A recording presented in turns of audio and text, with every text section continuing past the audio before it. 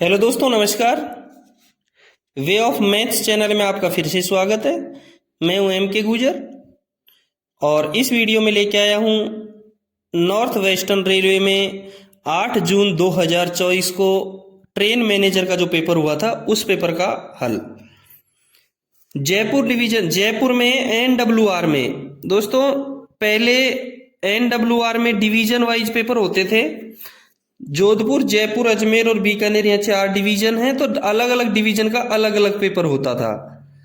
और इस बार में पहली बार सीबीटी हुआ है, कंप्यूटर बेस्ड टेस्ट हुआ है, उसमें एनडब्ल्यूआर का एक ही पेपर हुआ है। तो नॉर्थ वेस्टर्न रेलवे का ट्रेन मैनेजर का 8 जून 2024 का पेपर लेके आया हूं। आप उस पेपर को देखेंगे।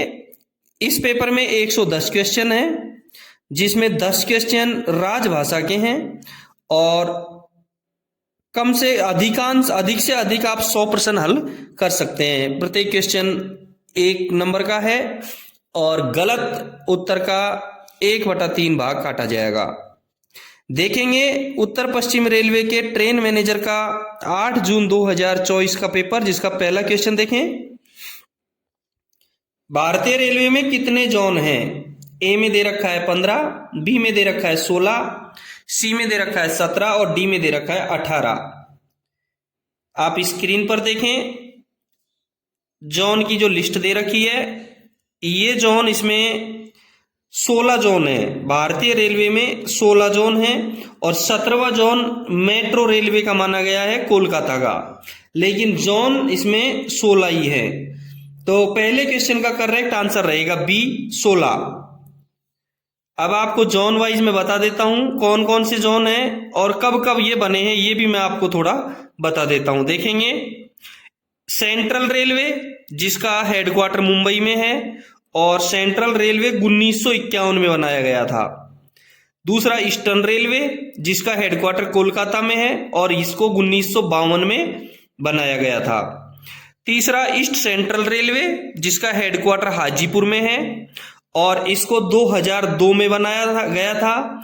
2002 में ही एनडब्ल्यूआर भी बनाया गया था। नॉर्थ वेस्टर्न रेलवे भी 2002 में बनाया गया था। ईस्ट सेंट्रल रेलवे भी 2002 में बनाया गया था। दोनों के दोनों 2002 में बनाए गए थे। नॉर्थ वेस्टर्न रेलवे, जिसका हेडक्वार्टर जयपुर में है, और ईस्ट सेंट्रल रेलवे, जिसका हेडक्वार्टर हाजीपुर में है। फिर ईस्ट कोस्ट रेलवे, जिसका हेडक्वार्टर भुवनेश्वर में है, जो 2003 में बनाया गया था। 2003 में 5 बनाए गए थे। East Coast Railway, North Central Railway और साउथ ईस्ट सेंट्रल रेलवे और South Western Railway, West Central Railway, ये 5 रेलवे हैं। ये 2003 में बनाए गए थे। नॉर्थ रेलवे 1952 में बनाया गया था, जिसका हेडक्वार्टर नई दिल्ली में है। नॉर्थ सेंट्रल रेलवे प्रयागराज, जिसका हेडक्वार्टर है, 2003 में बनाया गया था। नॉर्थ ईस्टर्न रेलवे, जिसका हेडक्वार्टर गोरखपुर में है, 1952 में बनाया गया था। नॉर्थ फ्रंटियर रेलवे, जिसका हेडक्वार्टर गुवाहाटी में है, 1958 में बनाया गया था। नॉर्थ वेस्टर्न रेलवे, जिसका हेडक्वार्टर जयपुर में है, 2002 में बनाया गया था। साउथ रेलवे, जिसका हेडक्वार्टर चेन्नई में है, 1951 में बनाया गया था। साउथ सेंट्रल रेलवे, जिसका हेडक्वार्टर सिकंदराबाद में है, 1966 में बनाया गया था। साउथ ईस्टर्न रेलवे, जिसका हेडक्वार्टर कोलकाता में है, 1955 में बनाया गया था। साउथ ईस्ट सेंट्रल रेलवे, जिसका हेडक्वार्टर बिलासपुर में है, 2003 में बनाया गया था। साउथ वेस्टर्न रेलवे, जिसका हेडक्वार्टर हुबली में है, 2003 में बनाया गया था। वेस्टर्न रेलवे, जिसका हेडक्वार्टर मुंबई में है, 1951 में बनाया गया था। और वेस्ट सेंट्रल रेलवे, जिसका हेडक्वार्टर जबलपुर में है, 2003 में बनाया गया था। इस प्रकार से भारतीय रेलवे में कुल 16 जोन है। क्वेश्चन नंबर 2 देखेंगे। अस्थायी इंजीनियरिंग निश्चित सिग्नल क्या है? अस्थायी इंजीनियरिंग निश्चित सिग्नल क्या है? ए में दे रखा है सावधानी सूचक, बी में दे रखा है गति सूचक, सी में दे रखा है स्टॉप इंडिकेटर और डी में दे रखा है उपरोक्त सभी। इसका करेक्ट आंसर रहेगा डी, उपरोक्त सभी। अस्थायी इंडिकेटर का जो निश्चित सिग्नल है वो सावधानी सूचक भी है, गति सूचक भी है और स्टॉप इंडिकेटर भी है। तीनों को मिला करके आप अस्थायी इंजीनियरिंग सिग्नल कह सकते हैं। तो 2 नंबर के क्वेश्चन का करेक्ट आंसर रहेगा डी। क्वेश्चन नंबर 3 देखेंगे, ट्रेन में टेल बोर्ड या टेल लैंप क्या दर्शाता है? जो रेलगाड़ी के पीछे टेल बोर्ड या टेल लैंप लगा होता है उसका मतलब क्या है, वो क्या दर्शाता है? ए में दे रखा है आपातकाल यानी इमरजेंसी, बी में ब्रेक वैन, सी में पूर्णता और डी में सुरक्षा। देखो आपातकाल भी नहीं दर्शाता है, ब्रेक वैन भी नहीं दर्शाता है, क्योंकि अंत में यदि ब्रेक वैन है तो वो ब्रेक वैन के पीछे लगाया जाएगा, यदि कोई कोच है तो वो कोच के पीछे लगाया जाएगा। सी में दे रखा है पूर्णता, करेक्ट आंसर रहेगा इसका सी पूर्णता। ट्रेन में यदि टेल बोर्ड या टेल लैंप लगा हुआ है पीछे ही पीछे तो वो गाड़ी की पूर्णता को दर्शाता है कि गाड़ी यहां तक पूरी है, इसके पीछे और कोई व्हीकल नहीं लगा हुआ है। लास्ट व्हीकल टेल बोर्ड पे एलवी लिखा होता है यानी कि ये लास्ट व्हीकल होता है। ठीक है, क्वेश्चन नंबर 3 का करेक्ट आंसर हो गया सी। क्वेश्चन नंबर 4 देखेंगे, स्थायी गति प्रतिबंधों की जानकारी खाली जगह दे रखी है में प्रदान की गई है, यानी स्थायी गति प्रतिबंधों की जानकारी किसमें प्रदान की गई है? ए में दे रखा है WTT, जिसका मैं फुल फॉर्म बता देता हूं। WTT का फुल फॉर्म होता है वर्किंग टाइम टेबल, कार्य समय सारणी। बी में दे रखा है G&S यानी जनरल एंड सब्सिडरी रूल। सी में दे रखा है ब्लॉक वर्किंग मैनुअल और डी में दे रखा है एक्सीडेंट मैनुअल। और अस्थायी गति प्रतिबंध, एक गति प्रतिबंध 2 प्रकार के होते हैं, एक स्थायी गति प्रतिबंध होते हैं और एक अस्थायी गति प्रतिबंध होते हैं। स्थायी गति प्रतिबंध WTT में दर्शाए गए होते हैं, वर्किंग टाइम टेबल में दर्शाए गए होते हैं स्थायी गति प्रतिबंध। इसलिए क्वेश्चन नंबर 4 का करेक्ट आंसर रहेगा ए WTT। और अस्थायी जो गति प्रतिबंध होते हैं, अस्थायी गति प्रतिबंधों की जो जानकारी होती है वो T409 के द्वारा लोको पायलट को दी जाती है। TSR और PSR permanent speed restriction WTT में होता है और TSR temporary speed restriction caution order के द्वारा लोको पायलट को दिया जाता है। ठीक है, क्वेश्चन नंबर 5 देखेंगे, ऊंचाई का गेज खाली जगह की सुरक्षा के लिए है, यानी ऊंचाई गेज किसकी सुरक्षा के लिए है? ए में दे रखा है दरवाजा, बी में दे रखा है OHE का फुल फॉर्म होता है ओवरहेड इक्विपमेंट, सी में दे रखा है संकेत यानी सिग्नल और डी में दे रखा है इनमें से कोई नहीं। करेक्ट आंसर रहेगा इसका बी OHE, यानी ऊंचाई जो गेज है वो OHE की सुरक्षा के लिए है। ऊंचाई गेज है वो OHE की सुरक्षा के लिए है। क्वेश्चन नंबर 6 देखेंगे, number of caution order memo is, यानी कॉशन ऑर्डर मेमो का नंबर है।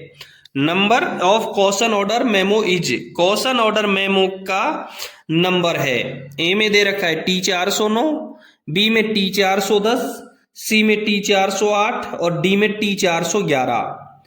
T409 बिल्कुल कॉशन ऑर्डर का नंबर होता है T409। ए में जो दे रखा है वो बिल्कुल करेक्ट है। T409 कॉशन ऑर्डर होता है। TB409 अनुस्मारक कॉशन ऑर्डर यानी रिमाइंडर कॉशन ऑर्डर, अनुस्मारक सतर्कता आदेश। और TA409 नील कॉशन ऑर्डर होता है। बी में जो T410, सी में T408 और डी में T411 दे रखा है, इनका कोई मतलब नहीं है, इस प्रकार का कोई मेमो नहीं होता है। क्वेश्चन नंबर 6 का करेक्ट आंसर रहेगा ए। क्वेश्चन नंबर 7 देखेंगे, ब्लॉक बैक और ब्लॉक फॉरवर्ड केवल खाली जगह दे रखी है पर अनुमत है, यानी कि ब्लॉक बैक और ब्लॉक फॉरवर्ड कहां अनुमत है, कहां दिया जा सकता है? ए में दे रखा है डबल लाइन सेक्शन, बी में दे रखा है सिंगल लाइन सेक्शन, सी में दे रखा है both double and single line section और डी में दे रखा है नॉन ऑफ दीज, यानी कि ब्लॉक बैक और ब्लॉक फॉरवर्ड दोनों आप कहां कर सकते हैं। पहले मैं आपको ब्लॉक बैक और ब्लॉक फॉरवर्ड के बारे में बता देता हूं कि ब्लॉक बैक क्या होता है और ब्लॉक फॉरवर्ड क्या होता है, उसके बाद आप इसका उत्तर स्वतः ही ढूंढ सकते हैं। देखें, ब्लॉक बैक GR यानी सामान्य नियम 1.02 के 8 में साफ लिखा है। सामान्य नियम 1.02 के 8 में ब्लॉक बैक का लिखा हुआ है कि ब्लॉक बैक का अभिप्राय दोहरी लाइन पर पिछले निकटवर्ती ब्लॉक स्टेशन को और इकहरी लाइन पर अगले और पिछले दोनों निकटवर्ती ब्लॉक स्टेशनों को किसी ब्लॉक स्टेशन से ये संदेश भेजने से है कि ब्लॉक सेक्शन अवरुद्ध है अथवा अवरुद्ध होने वाला है।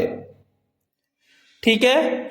और ब्लॉक फॉरवर्ड, बिल्कुल ब्लॉक फॉरवर्ड सामान्य नियम 1.02 के 9 में साफ लिखा है कि ब्लॉक फॉरवर्ड का अभिप्राय दोहरी लाइन पर किसी ब्लॉक स्टेशन से अगले निकटवर्ती ब्लॉक स्टेशन को यह सूचना भेजने से है कि आगे का ब्लॉक सेक्शन अवरुद्ध है अथवा अवरुद्ध होने वाला है। इसलिए दोनों क्लियर हो गया कि दोनों के दोनों ब्लॉक बैक और ब्लॉक फॉरवर्ड दोहरी लाइन पर काम आ सकते हैं। यानी 7वें क्वेश्चन का करेक्ट आंसर हुआ ए, डबल लाइन सेक्शन।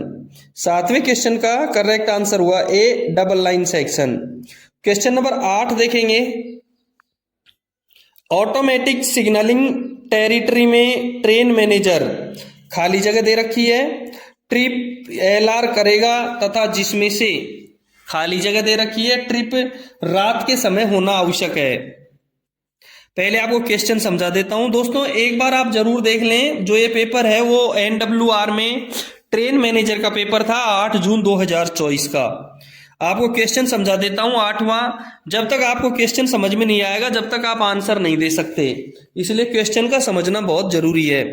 इसमें दे रखा है कि ऑटोमेटिक सिग्नल सिस्टम में ट्रेन मैनेजर कितने ट्रिप करेगा। LR लर्निंग रॉड, LRD का मतलब होता है लर्निंग रॉड। कितने ट्रिप LR करेगा और उसमें से कितने ट्रिप रात के समय होना आवश्यक है। यानी पूरे कितने ट्रिप करेगा और उसमें से रात के कितने ट्रिप होना आवश्यक है। ए में दे रखा है 6 और 3, बी में दे रखा है 6 और 2, सी में दे रखा है 5 और 2 और डी में दे रखा है 3 और 1। मैं आपको एक बार बता देता हूं कि गार्ड को जिस तरह की गाड़ी एवं जिस सेक्शन में कार्य करना हो, गार्ड को जिस तरह की गाड़ी एवं जिस सेक्शन में कार्य करना हो उस सेक्शन की प्रारंभ में 3 ट्रिप LRD दी जाएगी, जिसमें कम से कम 1 ट्रिप रात्रि के दौरान होनी चाहिए। कम से कम उसको कितनी ट्रिप दी जाएंगी, 3 ट्रिप दी जाएंगी और उसमें से कम 1 ट्रिप रात के दौरान होनी चाहिए। ऑटोमेटिक सेक्शनों में एवं घाट सेक्शनों में, क्वेश्चन ऑटोमेटिक का ही है। आप ध्यान से देखेंगे कि ऑटोमेटिक सेक्शनों में और घाट सेक्शनों में गार्ड को 5 ट्रिप LRD दी जाएगी। कितनी ट्रिप दी जाएगी, 5 ट्रिप। और ABC में आपके पास में C में 5 लिखा हुआ है, इसलिए करेक्ट आंसर इसका रहेगा C। ऑटोमेटिक सेक्शनों एवं घाट सेक्शनों में गार्ड को 5 ट्रिप LRD दी जाएगी, जिसमें से कम 2 ट्रिप रात्रि के दौरान होने चाहिए। करेक्ट आंसर C रहेगा इसका कि ऑटोमेटिक सेक्शन में और घाट सेक्शन में गार्ड को 5 दिन का LRD दी जाएगी, 5 ट्रिप, जिसमें कम 2 ट्रिप रात्रि के दौरान होने चाहिए। और किसी सेक्शन में 6 माह से अधिक समय तक गार्ड द्वारा कार्य न करने पर उसे पुनः LRD दिया जाएगा। यदि कोई गार्ड किसी सेक्शन में 6 महीने से अधिक हो गया तो उसको गार्ड को कार्य न करने पर पुनः LRD दिया जाएगा। इसलिए 8वें क्वेश्चन का करेक्ट आंसर हो गया C। ऑटोमेटिक सिग्नलिंग टेरिटरी में ट्रेन मैनेजर 5 ट्रिप LR करेगा तथा जिसमें से 2 ट्रिप रात के समय होना आवश्यक है। करेक्ट आंसर हो गया C। क्वेश्चन नंबर 9 देखेंगे। इंजन और ट्रेन के बीच उचित कपलिंग और होज पाइप कनेक्शन सुनिश्चित करने के लिए कौन जिम्मेदार है। इंजन और ट्रेन के बीच में उचित कपलिंग और होज पाइप कनेक्शन सुनिश्चित करने के लिए कौन जिम्मेदार है। ए में दे रखा है ट्रेन मैनेजर, बी में दे रखा है लोको पायलट, सी में दे रखा है असिस्टेंट लोको पायलट और डी में दे रखा है स्टेशन मास्टर। इसका करेक्ट आंसर रहेगा बी। इंजन और ट्रेन के बीच उचित कपलिंग और होज पाइप कनेक्शन सुनिश्चित करने के लिए लोको पायलट जिम्मेदार होगा। ठीक है, 9वें क्वेश्चन का करेक्ट आंसर हुआ बी। क्वेश्चन नंबर 10 देखेंगे। कॉलिंग ऑन सिग्नल को खाली जगह दे रखी है छोड़कर किसी भी स्टॉप सिग्नल के नीचे लगाया जा सकता है। कॉलिंग ऑन सिग्नल को किस सिग्नल को छोड़कर किसी भी स्टॉप सिग्नल के नीचे लगाया जा सकता है। ए में दे रखा है स्टार्टर, बी में दे रखा है एडवांस स्टार्टर, सी में दे रखा है होम और डी में दे रखा है नॉन ऑफ दीज, यानी इनमें से कोई नहीं। कॉलिंग ऑन सिग्नल को एडवांस स्टार्टर को छोड़ करके, कॉलिंग ऑन सिग्नल को एडवांस स्टार्टर को छोड़कर किसी भी सिग्नल के नीचे लगाया जा सकता है। 10 नंबर के क्वेश्चन का करेक्ट आंसर हो गया बी, कि कॉलिंग ऑन सिग्नल को स्टार्टर को एडवांस स्टार्टर को छोड़कर किसी भी सिग्नल के नीचे लगाया जा सकता है। देखो, यदि कॉलिंग ऑन सिग्नल होम के अलावा, होम तो आगमन रोक सिग्नल है, यदि इसको किसी प्रस्थान रोक सिग्नल के नीचे लगाना है, कॉलिंग ऑन सिग्नल को एडवांस स्टार्टर के नीचे लगेगा नहीं, बाकी किसी स्टार्टर के नीचे यदि लगाना है, यदि प्रस्थान रोक सिग्नल के नीचे लगाना है तो उसके लिए पीसीओम की अनुमति आवश्यक है। कॉलिंग ऑन सिग्नल को डिपार्चर रोक सिग्नल के नीचे लगाने के लिए पीसीओम की अनुमति लेनी चाहिए। और calling on signal advance starter को छोड़कर किसी भी सिग्नल के नीचे लगाया जा सकता है। उसी प्रकार शंट सिग्नल होम सिग्नल को छोड़कर किसी भी सिग्नल के नीचे लगाया जा सकता है। Calling on signal advance starter को छोड़कर किसी भी सिग्नल के नीचे लगाया जा सकता है। उसी प्रकार शंट सिग्नल भी होम सिग्नल को छोड़ करके किसी भी सिग्नल के नीचे लगाया जा सकता है। ठीक है, अगला क्वेश्चन देखेंगे 11वां क्वेश्चन। 10वें क्वेश्चन का करेक्ट आंसर हो गया बी। क्वेश्चन नंबर 11 देखेंगे, वह नोटिस स्टेशन जहां से सतर्कता आदेश जारी किए जाते हैं निर्दिष्ट किया गया है। नोटिस स्टेशन जिसमें से सतर्कता आदेश जारी किए जा सकता है वो कहां लिखा होगा? ए में लिख रखा है GR में, बी में SWR में, सी में WTT में, और इसका करेक्ट आंसर हो गया सी WTT। नोटिस स्टेशन जहां से सतर्कता आदेश जारी किए जाते हैं उनका वर्णन आपको WTT में मिलेगा। यानी 11वें क्वेश्चन का करेक्ट आंसर हो गया सी। क्वेश्चन नंबर 12 देखेंगे। 12 है SLB स्टैंड फॉर, यानी SLB क्या है, इस SLB का फुल फॉर्म क्या है? ए में दे रखा है शंटिंग लिमिट बोर्ड, बी में दे रखा है सिग्नल लिमिट बोर्ड, और सी में दे रखा है स्टेशन लिमिट बोर्ड, और इसका करेक्ट आंसर होगा शंटिंग लिमिट बोर्ड। SLB का करेक्ट आंसर होगा शंटिंग लिमिट बोर्ड। और शंटिंग लिमिट बोर्ड क्या है? शंटिंग लिमिट बोर्ड एक आयताकार बोर्ड होता है जिसका रंग स्टेशन की ओर पीला तथा उस पर काले रंग से क्रॉस का निशान होता है। वह नीचे की तरफ काले रंग से शंटिंग लिमिट बोर्ड लिखा रहता है। रात के समय इसमें एक सफेद बत्ती दोनों ओर दिखाई देती हुई जलती है। इस बोर्ड को सिंगल लाइन के उन बी क्लास स्टेशनों पर लगाया जाता है जहां पर एडवांस स्टार्टर सिग्नल नहीं लगा होता है और आने वाली गाड़ी के सामने की दिशा में शंटिंग की सुविधा प्रदान करनी हो। यह स्टेशन सेक्शन की सीमा निर्धारित करता है। इसे प्रथम रोक सिग्नल के अंदर की ओर पर्याप्त दूरी पर लगाया जाता है, जो कि 2 संकेती सिग्नल व्यवस्था वाले स्टेशन पर 400 मीटर तथा बहुसंकेती सिग्नल व्यवस्था वाले स्टेशन पर 180 मीटर से कम नहीं होती है। ठीक है, 12वें क्वेश्चन का करेक्ट आंसर हो गया ए, SLB stand for shunting limit board. Okay, question number 13 देखेंगे। यदि आपने चैनल को सब्सक्राइब नहीं किया है तो एक बार चैनल को सब्सक्राइब जरूर कर दें। क्वेश्चन नंबर 13 में लिखा है what is meaning of CSR in railway. What is meaning of CSR in railway, यानी CSR की मीनिंग क्या है? CSR का फुल फॉर्म होता है क्लियर स्टैंडिंग रूम। CSR का फुल फॉर्म होता है क्लियर स्टैंडिंग रूम। ए में दे रखा है खड़े होने के लिए साफ जगह, बी में दे रखा है क्लियर स्टैंडिंग रूट, सी में दे रखा है clear standing relay. Correct answer हो गया इसका ए। CSR का फुल फॉर्म अंग्रेजी में क्लियर स्टैंडिंग रूम लिखेंगे और हिंदी में इसको लिखेंगे खड़े होने के लिए साफ जगह। 13 नंबर के क्वेश्चन का करेक्ट आंसर हो गया ए। क्वेश्चन नंबर 14 देखेंगे। BG सेक्शन में C क्लास ODC की मैक्सिमम परमिसिबल स्पीड क्या है? BG सेक्शन में यानी ब्रॉड गेज सेक्शन में C क्लास ODC, यदि ODC का नाम आया है तो मैं ODC का फुल फॉर्म आपको एक बार बता देता हूं। ODC का फुल फॉर्म होता है ओवर डायमेंशन कंसाइनमेंट। ODC का फुल फॉर्म होता है ओवर डायमेंशन कंसाइनमेंट। की मैक्सिमम परमिसिबल स्पीड क्या है? ए में दे रखा है 15 kmph, बी में दे रखा है 20 के एमपीएच, सी में दे रखा है 25 के एमपीएच और डी में दे रखा है 30 के एमपीएच। यानी बी क्लास ओडीसी की परमिसिबल स्पीड होती है 25 किलोमीटर प्रति घंटे। सी क्लास ओडीसी की, सॉरी, बीस में क्वेश्चन में सी क्लास ओडीसी दे रखा है। सी क्लास ओडीसी की मैक्सिमम परमिसिबल स्पीड होती है बीजी में 25 किलोमीटर प्रति घंटा। यदि आपको पूरा क्लियर करवा देता हूं, ए क्लास ओडीसी की बीजी में, ए क्लास ओडीसी की बीजी, एमजी और एनजी में सेक्शनल स्पीड होती है नॉर्मल स्पीड।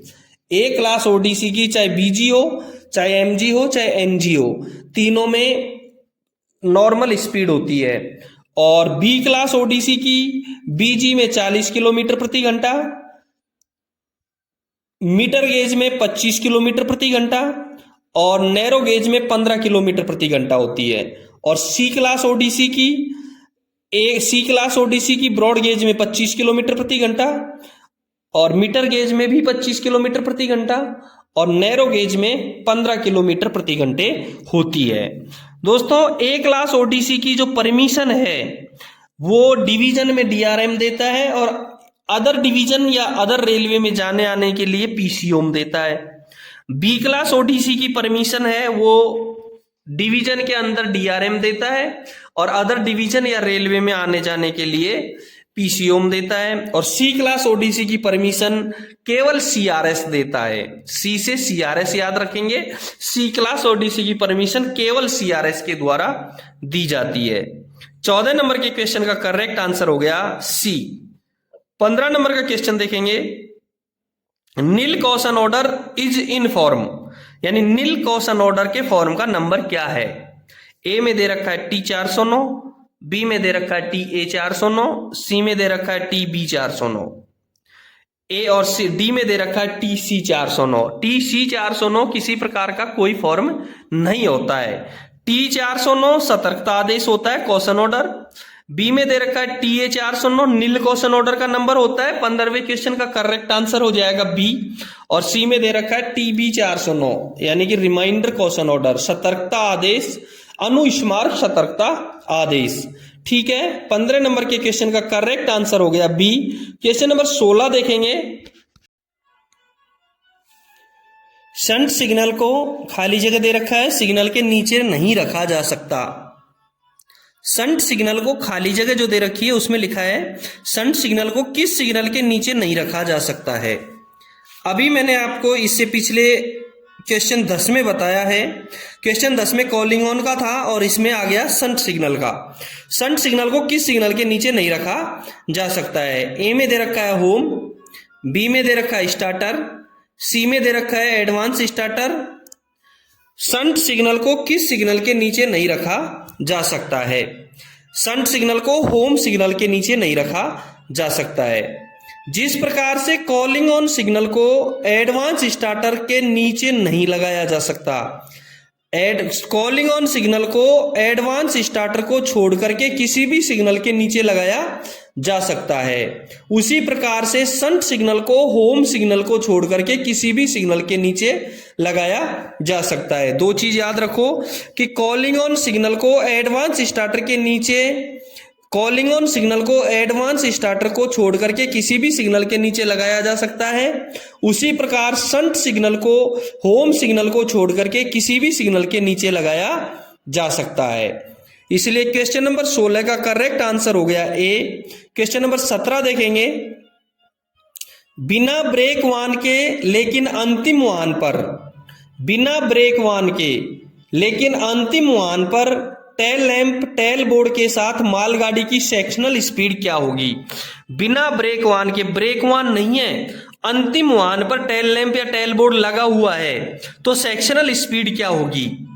देखो क्वेश्चन यदि आपकी समझ में आ गया आप आसानी से दे सकते हो। उसमें ब्रेक वाहन भी नहीं है तो ब्रेक वाहन नहीं है तो गार्ड भी नहीं होगा, सीधी बात है। पीछे ब्रेक वाहन नहीं है तो पीछे गार्ड भी नहीं होगा, तो उसकी सेक्शनल स्पीड क्या होगी। ए में दे रखा है 10 किलोमीटर प्रति घंटा, बी में दे रखा है 15 किलोमीटर प्रति घंटा, सी में दे रखा है 25 किलोमीटर प्रति घंटा, डी में दे रखा है नॉर्मल स्पीड। तो इसकी नॉर्मल स्पीड होगी, उत्तर इसका रहेगा नॉर्मल स्पीड। बिना ब्रेक वाहन के लेकिन अंतिम वाहन पर टेल लैंप या टेल बोर्ड के साथ मालगाड़ी की जो सेक्शनल स्पीड होगी वो होगी नॉर्मल स्पीड। 17वें क्वेश्चन का करेक्ट आंसर हो गया डी। क्वेश्चन नंबर 18 देखेंगे, जब ट्रेन स्टेशन सीमा के अंदर होगी तो गार्ड खाली जगह दे रखा है के आदेश के अधीन होगा। यानी कि जब ट्रेन स्टेशन सीमा के अंदर होगी तो गार्ड किसके आदेश के अधीन होगा। ए में दे रखा है लोको पायलट, बी में दे रखा है असिस्टेंट लोको पायलट, सी में दे रखा है शंटिंग मास्टर स्टेशन मास्टर। तो करेक्ट आंसर हो गया इसका सी स्टेशन मास्टर। यदि गाड़ी स्टेशन सीमा के अंदर है तो गार्ड स्टेशन मास्टर के अधीन काम करेगा, स्टेशन मास्टर के आदेश के अधीन होगा। 18वें क्वेश्चन का correct answer C. Question number 19 देखेंगे, ब्रेक पाइप का रंग कैसा होता है। ब्रेक पाइप का रंग कैसा होता है। ए में दे रखा है व्हाइट, बी में दे रखा है ग्रीन, सी में दे रखा है रेड और बीपी। ब्रेक पाइप को बीपी कहेंगे। बीपी का रंग होता है ग्रीन हरा। ब्रेक पाइप का रंग कौन सा होता है, हरा। जैसे ब्रेक पाइप होता है वैसे ही फीड पाइप होता है। इस पेपर में क्वेश्चन नंबर 87 में दे रखा है कि फीड पाइप का रंग कैसा होता है, एफपी का रंग कैसा होता है। जैसे ब्रेक पाइप आया है वैसे ही इस 19वां क्वेश्चन ब्रेक पाइप का है, बीपी का है, तो 87 नंबर का क्वेश्चन एफबी का भी है। तो ब्रेक पाइप का रंग होता है ग्रीन हरा, तो फीड पाइप का रंग होता है सफेद। फीड पाइप का रंग कौन सा होता है, सफेद होता है। 19वें क्वेश्चन का करेक्ट आंसर हो गया बी। क्वेश्चन नंबर 20 देखेंगे, यात्रा के दौरान यातायात उद्देश्यों के लिए ट्रेन की आवाजाही को प्रभावित करने वाले मामलों के लिए। यात्रा के दौरान यातायात उद्देश्यों के लिए ट्रेन को आवाजाही को प्रभावित करने वाले मामलों के लिए ट्रेन का प्रभारी कौन होता है। और ट्रेन का प्रभारी कौन होता है, जो ट्रेन का प्रभारी होता है सब जानते हैं। ए में दे रखा है लोको पायलट, बी में दे रखा है सहायक लोको पायलट, सी में दे रखा है ट्रेन मैनेजर। ट्रेन का प्रभारी ट्रेन मैनेजर को माना जाता है। तो 20वें क्वेश्चन का करेक्ट आंसर हो गया सी। क्वेश्चन नंबर 21 देखेंगे, रात के दौरान एआरटी शुरू करने का लक्ष्य समय क्या है। एआरटी शुरू करने का लक्ष्य समय क्या है। ए में दे रखा है 45 मिनट, बी में दे रखा है 30 मिनट, सी में दे रखा है 50 मिनट और डी में दे रखा है 60 मिनट। रात के समय एआरटी शुरू करने का लक्ष्य समय करेक्ट आंसर रहेगा इसका डी 60 मिनट होगा। तो दिन के समय एआरटी शुरू करने का लक्ष्य समय होगा 45 मिनट। देखो एआरटी को दिन और रात से गिनते हैं। एआरटी को दिन में 45 मिनट और रात में 60 मिनट। और इसी तरीके से एआरएमई को एक मुंह वाली साइडिंग और दो मुंह वाली साइडिंग से काउंट करते हैं। एआरएमई यदि एक मुंह वाली साइडिंग में खड़ी है तो उसके लिए 30 मिनट दिया जाएगा और यदि एआरएमई दो मुंह वाली साइडिंग में खड़ी है तो उसके लिए केवल 20 मिनट दिया जाएगा। ठीक है, एआरटी का दिन का समय 45 मिनट, रात का 60 मिनट, एआरएमई का एक मुंह वाली साइडिंग का 30 मिनट, तो दो मुंह वाली साइडिंग का 20 मिनट रहेगा। 21वें क्वेश्चन का करेक्ट आंसर हो गया डी। क्वेश्चन नंबर 22 देखेंगे, मालगाड़ी में अधिकतम कितने डेड इंजन जोड़े जा सकते हैं। मालगाड़ी में अधिकतम कितने डेड इंजन जोड़े जा सकते हैं। ए में दे रखा है 1, बी में दे रखा है 2, सी में दे रखा है 3 और डी में दे रखा है 4। यदि डेड इंजन लोकोमोटिव के ब्रेक कार्यशील हैं, यदि डेड लोकोमोटिव के ब्रेक कार्यशील हैं तो गाड़ी के अनुमत भार के अनुसार, यदि डेड लोकोमोटिव के ब्रेक कार्यशील हैं तो गाड़ी के अनुमत भार के साथ अधिकतम 3 इंजन, जिसमें 2 वर्किंग और 1 डेड। देखो यदि उसका ब्रेक कार्यशील है तो अधिकतम 3 लगा सकते हैं, जिसमें 1 डेड और 2 वर्किंग हो सकता है। 1 वर्किंग उसमें जा रहा है तो 1 वर्किंग और लगा दो और 1 डेड और लगाया जा सकता है। ठीक है, जब ब्रेक उसके लोकोमोटिव के कार्यशील है। इसलिए क्लियर हो गया कि मालगाड़ी में अधिकतम 1 डेड लोको लगाया जा सकता है। क्वेश्चन नंबर 22 का correct answer A. Question number 23 देखेंगे, 45 सेकंड की अवधि के 3 लंबे हूटर, 45 सेकंड की अवधि के 3 लंबे हूटर तथा बीच में 5 सेकंड का ब्रेक क्या सूचित करता है। हूटर, प्रत्येक हूटर 45 सेकंड तक ही बजाया जाता है और प्रत्येक हूटर की सीटी के बीच में 5 सेकंड का अंतराल होता है। यदि 45 सेकंड की अवधि के 3 लंबे हूटर बजे हैं जिनके बीच में 5 सेकंड का गैप है तो वो क्या बताता है। ए में दे रखा है बाहरी स्टेशन पर एआरटी की आवश्यकता है, बी में दे रखा है बाहरी स्टेशन पर एआरएमई की आवश्यकता है, सी में दे रखा है होम स्टेशन पर एआरएमई और एआरटी की आवश्यकता है, और डी में दे रखा है बाहरी स्टेशन पर एआरएमई और एआरटी की आवश्यकता है। 45 सेकंड की अवधि के 3 लंबे हूटर बजे हैं, प्रत्येक के बीच में 5 सेकंड का गैप है, तो ए आंसर इसका सही रहेगा। यानी कि बाहरी स्टेशन पर एआरटी की जब आवश्यकता होती है तो 3 हूटर बजाए जाते हैं। बाहरी स्टेशन पर एआरटी की आवश्यकता होती है तो 3 हूटर बजाए जा सकते हैं। यदि होम स्टेशन पर आवश्यकता है तो 2 हूटर बजेंगे। यदि होम स्टेशन पर एआरटी की आवश्यकता है तो 2 हूटर बजेंगे, और 3 यदि हूटर बजा दिए तो बाहरी स्टेशन पर एआरटी की आवश्यकता है। 4 यदि हूटर बजा दिए तो उन दुर्घटनाओं के लिए जिनमें एआरएमई और एआरटी दोनों की आवश्यकता है। यदि 4 हूटर बज गए तो एआरएमई और एआरटी दोनों की आवश्यकता होती है। यदि 90 सेकंड का एक लंबा हूटर बजा दिया तो एआरएमई और एआरटी दोनों को रद्द करने के लिए बजाया जाता है। क्लियर हो गया। 23वें क्वेश्चन का करेक्ट आंसर हो गया ए। 45 सेकंड के 3 हूटर बजे हैं, 45 सेकंड के 3 हूटर बजे हैं तो बाहरी स्टेशन पर एआरटी की आवश्यकता है। ठीक है। क्वेश्चन नंबर 24वां देखेंगे। Distance of WL board from LC gate. WL board और LC गेट के बीच में कितनी दूरी होती है। WL बोर्ड और LC गेट के बीच में कितनी दूरी होती है। बहुत इंपॉर्टेंट क्वेश्चन है ये क्वेश्चन। NWR में 4 अगस्त 2024 को एओम के पेपर में आया हुआ है। 4 अगस्त 2024 को NWR में जो एओम का पेपर हुआ था उसमें आया हुआ क्वेश्चन है कि WL बोर्ड और LC गेट के बीच में कितनी दूरी होती है। ए में दे रखा है 600 मीटर, बी में दे रखा है 700 मीटर और सी में दे रखा है 800 मीटर, डी में दे रखा है 1000 मीटर। जो WL बोर्ड है वो पीले रंग का एक आयताकार बोर्ड होता है जिस पर काले रंग से WL या सीफा लिखा रहता है। इसे बिना गेटमैन तथा ऐसे गेटमैन वाले संपार जो स्टेशन सीमा के बाहर हों उससे 600 मीटर पहले लगाया जाता है। करेक्ट 24वें क्वेश्चन का correct answer A. Question number 25वां देखेंगे। विदाई के समय गार्ड द्वारा लोको पायलट को प्रथम भाग खाली करने के लिए जारी किया गया लिखित प्राधिकार पत्र क्या होता है। यानी कि सेक्शन में यदि कोई गाड़ी चढ़ नहीं पाती है तो उसके जानबूझकर के 2 भाग किए जाते हैं, विभाजन किया जाता है। तो पहले भाग को ले जाने के लिए गार्ड कौन सा प्रपत्र देगा। ए में दे रखा है TA 609, बी में दे रखा है T 609, सी में दे रखा है TB 609 और डी में दे रखा है T 610। और इसका करेक्ट आंसर होगा बी T 609। ये एकमात्र ऐसा प्राधिकार होता है जो गार्ड द्वारा लोको पायलट को जारी किया जाता है। 25वें क्वेश्चन का करेक्ट आंसर हो गया बी T 609। क्वेश्चन नंबर 26 देखेंगे। मालगाड़ी के ब्रेक वैन में गार्ड सहित यात्रा करने के लिए अनुमत व्यक्तियों की संख्या कितनी होनी चाहिए।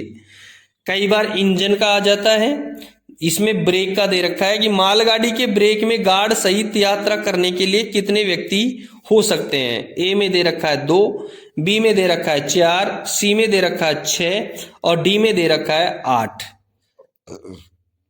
करेक्ट आंसर होगा इसका सी 6। मालगाड़ी के गार्ड के पास गार्ड सहित कितने व्यक्ति हो सकते हैं 6। उसी प्रकार इंजन में कितने हो सकते हैं लोको पायलट सहित 5। 3 तो बाहरी व्यक्ति और 1 लोको पायलट और 1 सहायक लोको पायलट। मालगाड़ी के गार्ड में 6 और इंजन में 5।